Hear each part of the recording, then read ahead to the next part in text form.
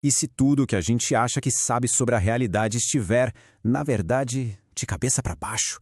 Pois é, essa é a ideia central que a gente vai analisar hoje, baseada na obra do físico Amit Goswami.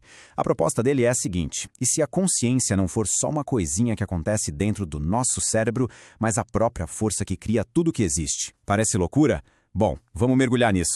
O autor já começa com essa provocação para mexer com a gente. É como se ele dissesse que a ciência, assim como Russell, ficou pedindo por provas, por dados, sem sacar que talvez essas provas estivessem o tempo todo ali, escondidas na física quântica. A alegação aqui é bem ousada. A evidência para uma realidade que é baseada na consciência sempre esteve na nossa frente. E aqui está a pergunta de $1 milhão, né? Se esses dados existem mesmo, que cara eles têm?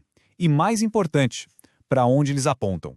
É um mistério bem interessante e a gente vai tentar desvendar ele passo a passo, seguindo a linha de raciocínio do livro. Ok, nosso roteiro vai passar por 5 estágios bem fascinantes. A gente começa com a crise que o autor enxerga no nosso jeito de ver o mundo, depois mergulha de cabeça num novo paradigma, que é revolucionário, e aí vamos ver como isso pode transformar não só o indivíduo, mas a sociedade inteira, terminando com um verdadeiro chamado para ação.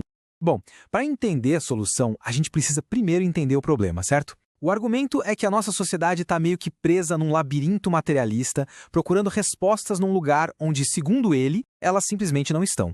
De acordo com essa visão, a ideia de que a gente é só matéria, num universo que surgiu por acaso, acaba deixando um vazio, uma sensação de falta de propósito. E essa falta de sentido não é só uma crise de sofá, não. Ela vaza para o mundo real. Pensa bem. Desde a crise do clima até a epidemia de problemas de saúde mental, o autor defende que a raiz dos nossos maiores problemas hoje pode ser, na verdade, filosófica.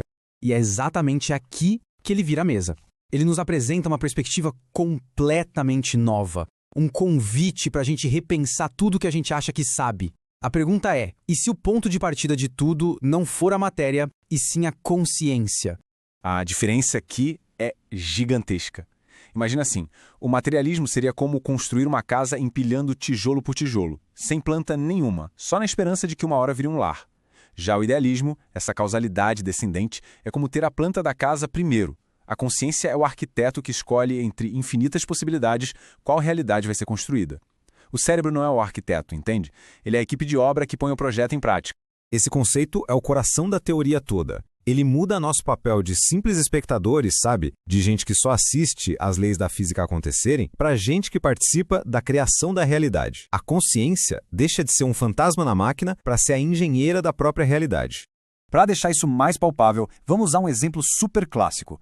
Essa imagem é um quebra-cabeça visual, uma ilusão de ótica que desafia a nossa percepção e nos faz perguntar o que é real de verdade. Nela, existem 2 imagens ao mesmo tempo. Pensa um pouco. Precisa mexer na tinta do papel? Mudar o brilho da tela? O que exatamente no objeto físico tem que ser alterado para outra figura aparecer? A resposta pode ser bem surpreendente. E aí que tá. Essa simples ilusão de ótica revela uma verdade que o autor considera profundíssima sobre a realidade. As linhas no papel são as mesmas, não mudam.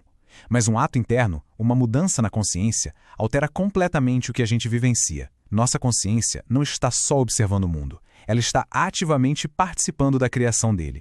Agora, se a nossa perspectiva pode mudar a imagem que a gente vê, será que ela também não pode mudar o jeito que a gente se vê? Vamos explorar como essa nova visão da realidade redefine quem a gente pensa que é, nosso livre-arbítrio e até a nossa própria composição.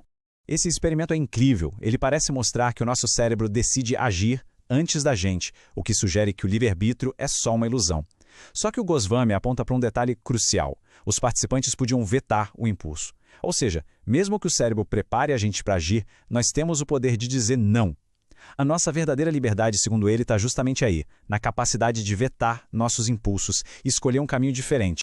Calma, esse conceito é um pouquinho mais complexo. Pensa naquelas escadas do MC Escher, sabe? Onde subir e descer parece acontecer ao mesmo tempo, num loop que não tem fim. O jeito de entender o paradoxo não é olhando para a escada, mas percebendo que a escada faz parte de um desenho maior. Essa obra de arte é simplesmente genial para explicar isso. A mão esquerda desenha a direita, que por sua vez desenha a esquerda. É um ciclo que parece não ter começo nem fim. Mas o verdadeiro criador, o artista, está fora da folha de papel. Para o Goswami, a relação cérebro-mente é exatamente assim. A consciência é essa força invisível, o artista fora da página, que molda a nossa realidade. A ideia aqui é que a gente é muito mais do que só carne e osso.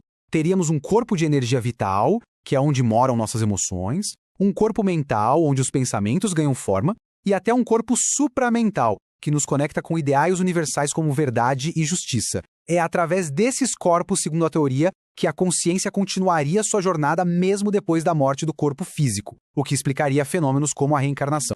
Certo? Se a gente é mais do que só o corpo físico, então as nossas instituições sociais também deveriam ser mais do que sistemas puramente materiais, certo? Vamos ver agora como essa nova perspectiva quântica desafia as bases da nossa sociedade, da medicina até a política. A medicina convencional é incrível para tratar doenças agudas, traumas, ninguém nega. Mas o autor argumenta que ela falha em lidar com as causas mais profundas das doenças crônicas, que muitas vezes estariam nesses nossos corpos sutis, no campo da energia vital. Ao focar só no físico, o sistema acaba sendo reativo e muito caro, tratando sintomas em vez de promover o equilíbrio e a prevenção. E a crítica vai mais fundo. A educação, em vez de ensinar a buscar um sentido para a vida, foca em treinar para o mercado de trabalho. A gente aprende a ser inteligente, mas esquece de aprender a sentir. E a política, em vez de ser um serviço para criar uma sociedade mais justa, vira um jogo de poder pelo poder. A solução, segundo ele, seria virar essa chave, reorientar tudo para o que realmente importa, a busca por valores e por um propósito. Mas, claro, não adianta só entender a teoria. O autor nos desafia a nos tornarmos ativistas quânticos. É um chamado para colocar essas ideias em prática e começar a transformar o mundo a partir de dentro, a partir de uma mudança de consciência. O caminho do ativista quântico é uma jornada de mão dupla, pessoal e social. Começa com a gente olhando para dentro, cultivando compaixão e justiça. E depois, esse trabalho interno floresce no compromisso de agir no mundo, de trabalhar para criar uma sociedade que reflita esses valores em suas leis, em suas escolas, em tudo. Tenta imaginar isso. Uma sociedade onde a economia não é movida pela ganância, mas pela generosidade. Onde a saúde não é um negócio, mas um direito. Onde a educação não é sobre decorar coisas, mas sobre descobrir um propósito de vida. Essa é a visão do autor. Uma sociedade inteira reconstruída sobre uma nova base, a da consciência e do significado.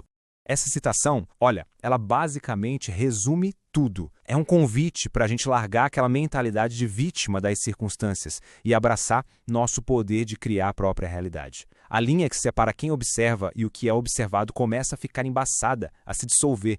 E com essa ideia, o autor nos deixa com uma reflexão final, e ela é bem profunda. Se a gente aceita essa premissa, a responsabilidade é enorme. Cada escolha, cada pensamento, cada intenção viram um tijolinho na construção do mundo. A pergunta final, então, não é mais o que o mundo tem para mim, mas sim, que mundo eu vou escolher criar? E a resposta? Bom, a resposta está dentro de cada um.